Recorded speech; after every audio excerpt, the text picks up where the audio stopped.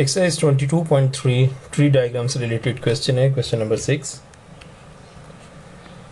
In a circus there are 5 elephants.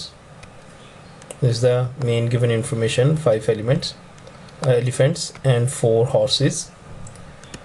Samad selects 2 animals at random from the circus, one after the other.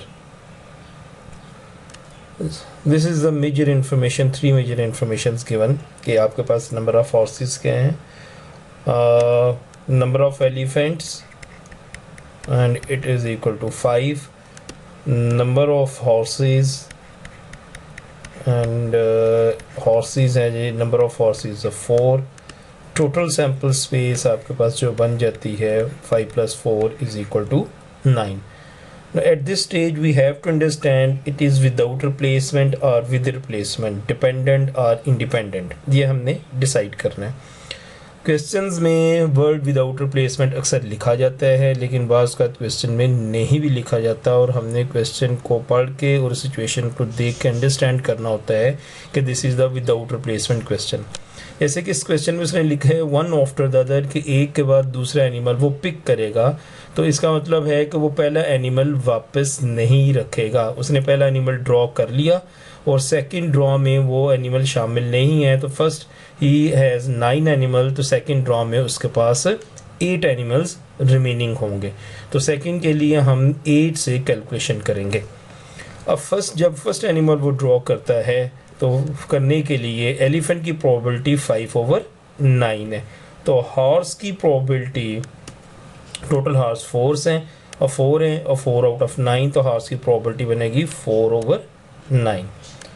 No, when the second animal pick करना है तो 1 animal already drawn pick कर लिया गया है, तो इसका मतलब है कि टोटल आपके पास 9 थे, सेकंड ड्रॉ में आपके पास 8 रह गए. अब जब आप एलिफेंट की प्रोबेबिलिटी कैलकुलेट करने लगे हैं तो आपने प्रीवियस एनिमल चेक करने हैं, प्रीवियस ड्रॉ चेक करना है, प्रीवियस इवेंट चेक करना है कि वो क्या था. तो प्रीवियस इवेंट एलिफेंट था, तो एलिफेंट 5 थे, एक ड्रॉ हो चुका फर्स्ट ड्रॉ में, तब 4 रह गए पीछे, तो 4/8 is the probability of this elephant. No, horse is already given 4/8. No this elephant, previous draw में 1 एनिमल हैज़ बीन ड्रॉन, तो 9 थे, तो सेकंड ड्रॉ के लिए एनिमल 8 रह गए.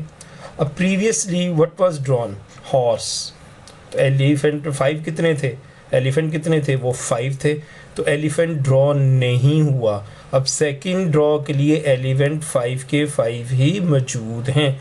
So for the second draw elephant की प्रोबेबिलिटी बनेगी 5/8.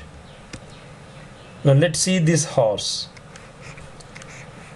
प्रीवियस एक एनिमल ड्रॉ हो चुका है, तो नेक्स्ट ड्रॉ के लिए आपके पास टोटल एनिमल, रिमेनिंग एनिमल हैं 8, और प्रीवियसली क्या ड्रॉ हुआ है, हॉर्स, और हॉर्स की ही प्रोबेबिलिटी कैलकुलेट करने लगे हैं. तो हॉर्स पर 4, अब वो 3 रह चुके हैं क्योंकि एक ड्रॉ हो चुका है, इट इज़ 3. तो by this way the probabilities are calculated without replacement. ये विदाउट रिप्लेसमेंट का क्वेश्चन है, तो विदाउट रिप्लेसमेंट के लिए हमने प्रीवियस ड्रॉ को चेक करना होता है कि प्रीवियस ड्रॉ में क्या ड्रॉ हुआ था, और उसकी टोटल स्ट्रेंथ भी कम हो जाती है और स्पेसिफिक इवेंट भी कम हो जाता है. अब हमारे पास प्रोबेबिलिटी कॉम्बिनेशंस क्या बनते हैं, एलिफेंट एलिफेंट,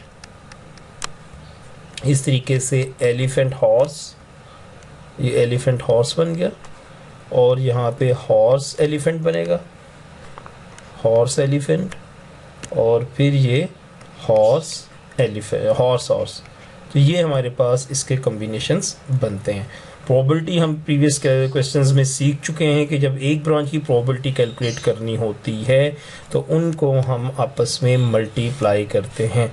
तो इसकी प्रोबेबिलिटी आएगी 5/9, इसकी प्रोबेबिलिटी होगी जी 5/9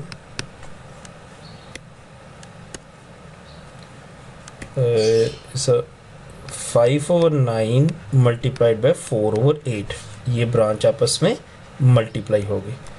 इसी तरीके से जब हम इसकी प्रोबेबिलिटी लिखेंगे तो we will write 5/9 multiplied by 4 over 8. So 5 over 9 multiplied by 4 over 8. जब हम एच ई की प्रोबेबिलिटी लिखेंगे तो ये ब्रांच आपस में मल्टीप्लाई होगी 4 over 9 मल्टीप्लाइड बाय 5 over 8. और जब हम ये एच एच की प्रोबेबिलिटी हॉर्स की लिखेंगे तो ये ब्रांच आपस में मल्टीप्लाई होगी. सो 4 over 9 मल्टीप्लाइड बाय 3 over 8. तो इस तरीके से हमने कॉम्बिनेशंस भी लिख लिए, आउटकम्स भी लिख लिए और यहाँ पे हमने प्रोबेबिलिटीज़ भी लिख ली. Let's see the next part of this question. Find the probability that at least one of animal is an elephant. कम से कम एक एलिफेंट होना चाहिए, एक से ज़्यादा भी हो सकते हैं. तो वो कौन से कम्बिनेशन है जिसमें एक और एक से ज़्यादा one and more than one elephants are present. So this is a combination elephant elephant, elephant horse and horse elephant. तो ये वो तमाम कम्बिनेशन है. तो हम इन कम्बिनेशन की प्रोबेबिलिटीज़ को ऐड कर लेंगे क्योंकि ये डिफरेंट ब्रांचेज हैं और डिफरेंट ब्रांचेज आर एडिड. तो आपके पास पहला कम्बिनेशन क्या है जी, 5 over 9 multiplied by 4 over 8 plus 5 over 9 multiplied by 4 over 8 plus 4 over 9 multiplied by 5 over 8. अब आप इसको सिंप्लीफाई कर लें, कैलकुलेटर की मदद से सिंप्लीफाई कर लें तो आप आसानी से इसको कैलकुलेट कर सकते हैं. And it is equal to, ये आपके पास आ जाएगा 20 over 72, then again 20 over 72, then again 20 over 72. तो जो फाइनल आंसर आपके पास बनेगा वो 60 over 72. और अगर आप इसकी लोएस्ट टर्म में इसका आंसर निकालें तो 5 over 6 would be your final answer. Now let's see the next part. ये पार्ट हमने कर लिया. ये हमारे पास पहला ये था पार्ट 2, इसका ये आंसर हमारे पास आ गया. अब हम लोग पार्ट 3 के बारे में देखते हैं कि उसमें उसने क्या पूछा है. The second animal chosen is horse. उसने फर्स्ट एनिमल के बारे में कुछ नहीं बताया. उसने कहा कि सेकेंड शुड बी हॉर्स. तो second should be horse is here, second should be horse is here. इसका मतलब है कि यहाँ पे आपने probability of E H elephant horse, probability of horse horse calculate करनी है.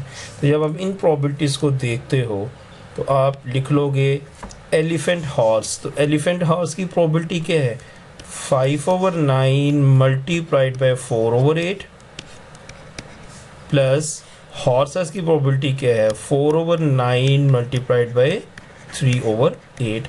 अब आप इनको सिंप्लीफाई कर लो. 20 over 72 प्लस 12 over 72. सो जब आप इसको सिंप्लीफाई करोगे 32 over 72 and your final answer in lowest term 4 over 9. This is your final answer.